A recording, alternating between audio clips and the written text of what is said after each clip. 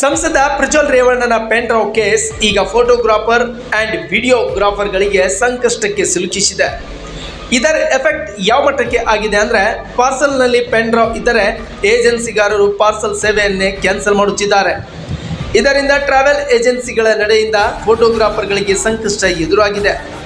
ಇನ್ನು ಬಸ್ಗಳಲ್ಲಿ pen drive ಒಯ್ಯಲು ಡ್ರೈವರ್ಗಳು ಸಹ ಹಿಂದೇಟು ಹಾಕುತ್ತಿದ್ದಾರೆ. ಇದರಿಂದಾಗಿ ಬೆಂಗಳೂರು, ಮಂಗಳೂರು, ಮೈಸೂರಿನಲ್ಲಿ ಮದುವೆ ಚಿತ್ರೀಕರಣದ ಎಡಿಟಿಂಗ್ ನಡೆಸಲಾಗುತ್ತಿದ್ದು, ಈಗ ಈ ಸೇವೆ ನಿಂತು ಹೋಗಿದ್ದು ಚಿತ್ರೀಕರಣದ ಎಡಿಟಿಂಗ್ ಮಾಡಿಸಲು ಫೋಟೋಗ್ರಾಫರ್ಗಳು ಹರಸಾಹಸ ಪಡುತ್ತಿದ್ದಾರೆ. ಇನ್ನು ಡಾಟಾ ಹೆಚ್ಚಾಗಿರುವುದರಿಂದ ಫ್ರೀಲಾನ್ಸರ್ಗಳಿಂದ ಎಡಿಟಿಂಗ್ ಮಾಡಿಸಲಾಗುತ್ತದೆ. ಇದನ್ನು ಪೆನ್ ಡ್ರೈವ್ನಲ್ಲಿ ಹಾಕಿ ಕಳಿಸುತ್ತೇವೆ. ಆದರೆ ಯಾವಾಗ ಪ್ರಜ್ವಲ್ ಅವರ ಪೆನ್ ಡ್ರೈವ್ ಕೇಸ್ ಹೊರಬಂತೋ ಆಗಿನಿಂದ ಯಾವ ಪಾರ್ಸಲ್ ಏಜೆನ್ಸಿಗಳು ಕೂಡ ಪೆನ್ ಡ್ರೈವ್ ಇದ್ದರೆ ಪಾರ್ಸಲ್ ಕ್ಯಾನ್ಸಲ್ ಮಾಡುತ್ತಿದ್ದಾರೆ. ಇದರಿಂದ ಲೋಕಲ್ನಲ್ಲಿ ಎಡಿಟಿಂಗ್ ಅನಿವಾರ್ಯವಾಗಿದೆ ಎಂದು ಫೋಟೋಗ್ರಾಫರ್ ಒಬ್ಬರು ಮಾಧ್ಯಮದ ಬಳಿ ತಮ್ಮ ಅಳಲು ತೋಡಿಕೊಂಡಿದ್ದಾರೆ. 2 ತಿಂಗಳಾಗಿದೆ ಎಲ್ಲ ಡಾಟಾ ಕಳಿಸಿ. ಈಗ ಅದು ಅವರು ಎಡಿಟ್ ಮಾಡಿ ಕಳಿಸ್ತಾ ಇದ್ದಾರೆ.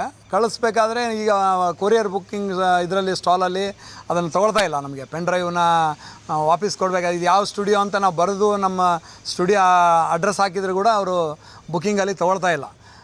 ನಮಗೆ ಸಮಸ್ಯೆ ಆಗ್ತಾಯಿದೆ. ಯಾಕಂದರೆ ಕಸ್ಟಮರಿಗೆ ನಾವು ಡೆಲಿವರಿ ಕೊಡಬೇಕು. ಪೆನ್ ಡ್ರೈವ್ ಅಂದ ತಕ್ಷಣ ಯಾವುದೋ ವಿಚಾರಕ್ಕೆ ನಮ್ಮನ್ನು ಕೂಡ ತೊಗೊಂಡು ಹೋಗ್ತಾ ಇದ್ದಾರೆ. ಅದರಿಂದ ನಮಗೆ ಫೋಟೋ ವಿಡಿಯೋಗ್ರಾಫರ್ಸ್ಗೆ ಕಸ್ಟಮರ್ಗೆ ನಾವು ಡೆಲಿವರಿ ಮಾಡಲಿಕ್ಕೆ ತುಂಬ ಕಷ್ಟ ಆಗ್ತಾಯಿದೆ. ಇದರಿಂದ ಏನಾದರೂ ಪೆನ್ ಡ್ರೈವಲ್ಲಿ ನಾವು ಮದುವೆ ಮಾಡಿರೋಂಥ ವಿಡಿಯೋ ಡಾಟಾಗಳು ಎಲ್ಲ ಬರ್ತವೆ. ಎಡಿಟಿಂಗ್ ನಾವು ಮಂಗಳೂರು ಮತ್ತು ಬೆಂಗಳೂರು, ದಾವಣಗೆರೆ, ಹೈದರಾಬಾದು, ಬೇರೆ ಬೇರೆ ಎಲ್ಲ ಕಡೆ ನಾವು ಪೆನ್ ಡ್ರೈವ್ಗಳನ್ನ ಕಳಿಸ್ತಾ ಇದ್ದೀವಿ. ಹೌದು, ಪೆನ್ ಡ್ರೈವ್ಗಳೇ ಯೂಸ್ ಮಾಡಬೇಕು. ಯಾಕಂದರೆ ನಾವೆಲ್ಲನೂ ಹಾರ್ಡ್ ಡಿಸ್ಕ್ ಕಳಿಸಿದ್ರೆ ನಮ್ಮ ಹಳೆಯ ರಿಕವರಿ ಡಾಟಾ ಹಾಳಾಗ್ತದೆ.